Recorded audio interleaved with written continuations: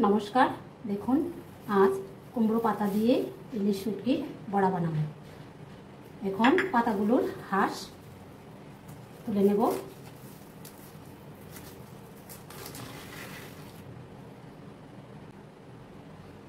পাতাগুলো ভালো করে ধুয়ে নেব।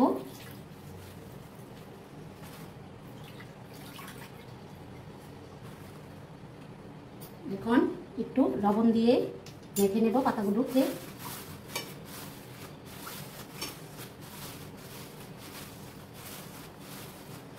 এখন পাতাগুলো একটু লবণ দিয়ে মেখে নেব।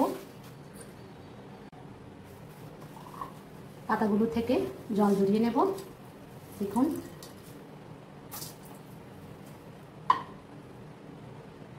এখন শুটকিগুলো দিয়ে নিলাম। দেখুন শুটকিগুলো দিয়ে নিলাম। বড়ার জন্য নিলাম লঙ্কা বাটা, পেঁয়াজ কুচি, কাঁচা লঙ্কা কুচি। সবগুলো একসাথে মেখে পাতার মধ্যে দিয়ে দেব। দেখুন দিয়ে দেব শুটকি। তারপর আবারও মরিচ বাটা, পেঁয়াজ বাটা দিয়ে দেব।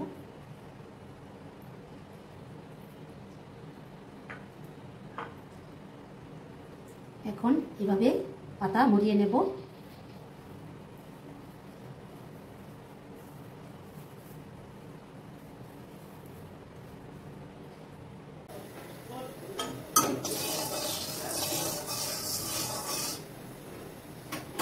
এখন বড়াগুলি দিয়ে দেব।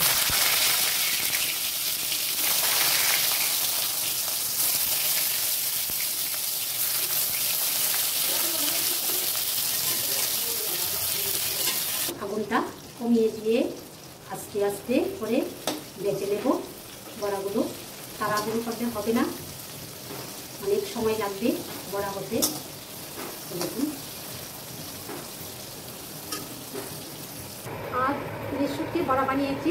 আর শুটকি বড়া দিয়ে ভাত খাবো। দেখুন